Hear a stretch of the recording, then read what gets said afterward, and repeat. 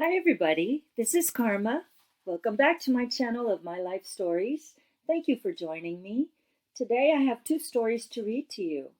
The first is called The Three Little Indians, and the second, Don't Mess with Mama or Her Lawyer. Thank you everybody for all your feedback and support. And now, on to the stories. We used to live in a duplex a few years back. It was a cozy place with two bedrooms, a living room, and kitchen. My family and I loved it. We had absolutely no issues until dun dun dun. Our new neighbors moved in next door to us. We shared a rather thick common wall between us, but this wall was no match for the three adults and the three children that moved in. We were disheartened to hear the adults fight constantly, and too many times we saw the children sitting outside with no shoes or coats on. Novembers, where we live, can be brutally cold. Look at the three little Indians, my wife would say while in the kitchen preparing our food. There's a running joke in our family about us collecting strays, so at any time you never know who will be joining us for a meal. That particular Thanksgiving, we had a collection of people that, for whatever the reason, were away from their families and had no one to spend the holidays with. The three little Indians sat on the steps to their home and watched as everyone who had been invited for supper came in. It seemed that no one in their family did any cooking or were prepared in any way for Thanksgiving. Then the oldest, who was about 8, went inside and put some shoes on. The other two little Indians watched him as he grabbed a broom and swept the sidewalk in front of our homes of any debris. Then he came over to our door and knocked. My wife was surprised to see the oldest little Indian there. "Mrs. J," he said, "I swept your sidewalk to make sure your guests wouldn't trip over anything." My wife thanked him profusely and said, "Why don't you come in and fix yourself a plate?" He walked in, grabbed a large plate, and proceeded to fill it to overflowing.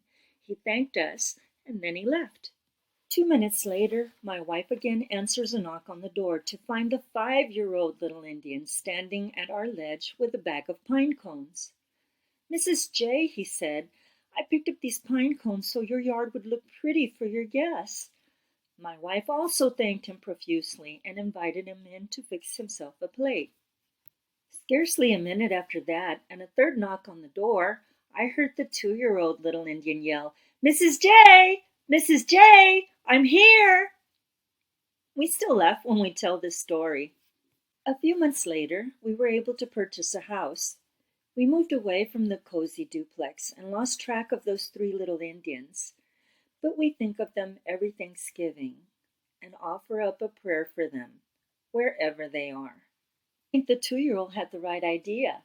If you knock on somebody's door and yell and don't do anything, they will invite you in and you get lots of food for Thanksgiving.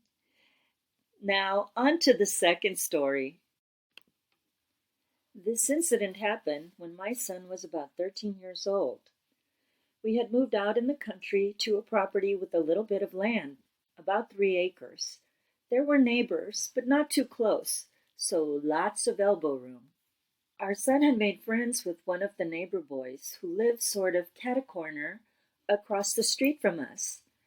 Unbeknownst to us, my neighbor had a pit bull that was very protective of their son. The two boys played together as most young boys will do. One day, when they were reenacting a wrestling match they had seen on TV, the neighbor boy screamed playfully, but the pit bull who was watching them attacked my son. Later, my son said he only had a moment to throw his arm up in a defensive gesture to protect himself. The pit had launched himself at my son with the intention to tear his throat out. Thankfully, because of my son's quick action, the pit bull did not bite his throat, but did tear the flesh on the underside of his arm from between his armpit and his elbow. He was taken to the emergency room by our next-door neighbors, but doctors refused to see him because they did not have parental consent to treat him or any of his insurance information. We were both at work when this happened. I was an hour away, and my wife was at least 45 minutes away as well. By the time we made our way to the hospital, we were horrified to see our son sitting on a blood-soaked chair.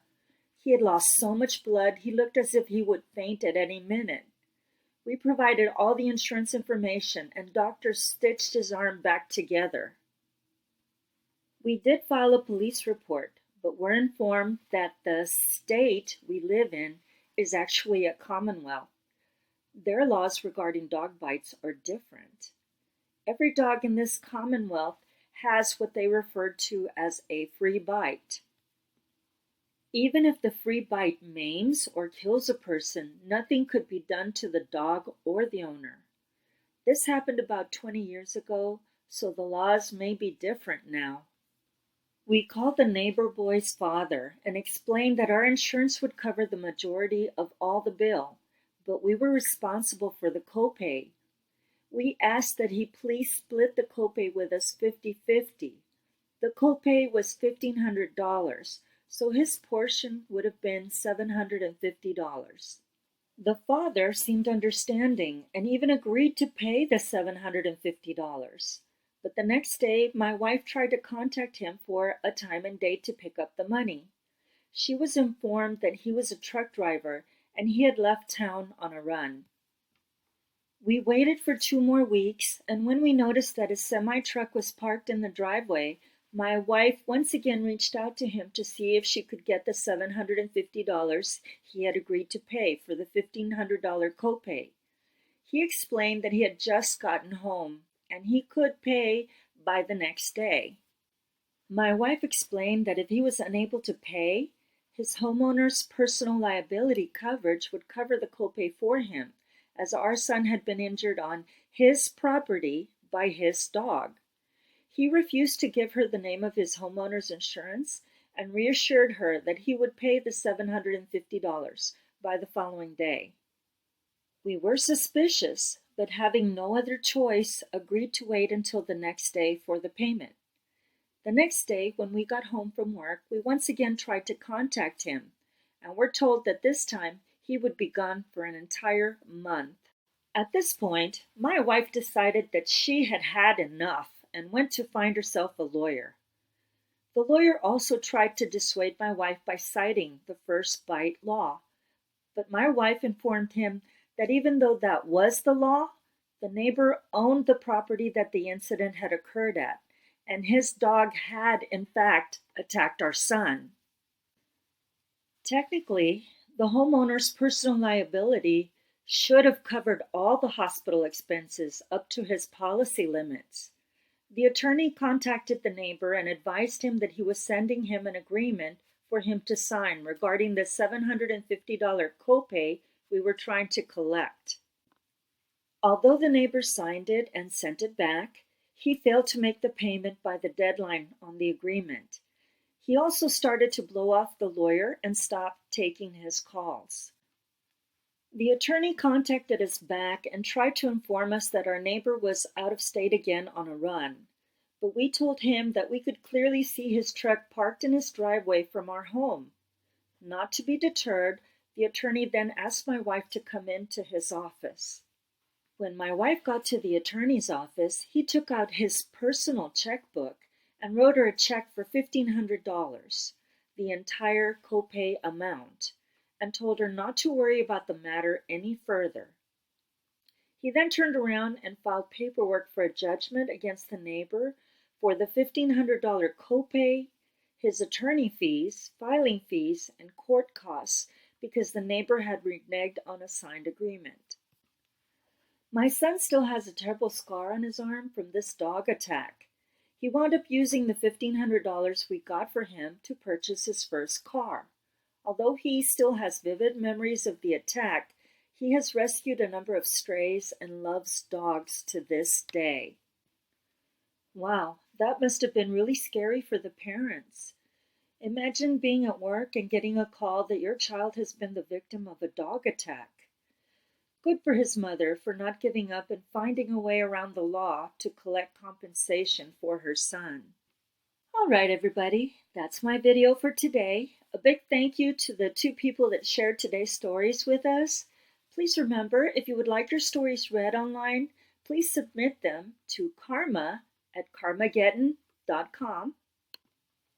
Catch you in the next one, and remember, do something nice today and help me change the world.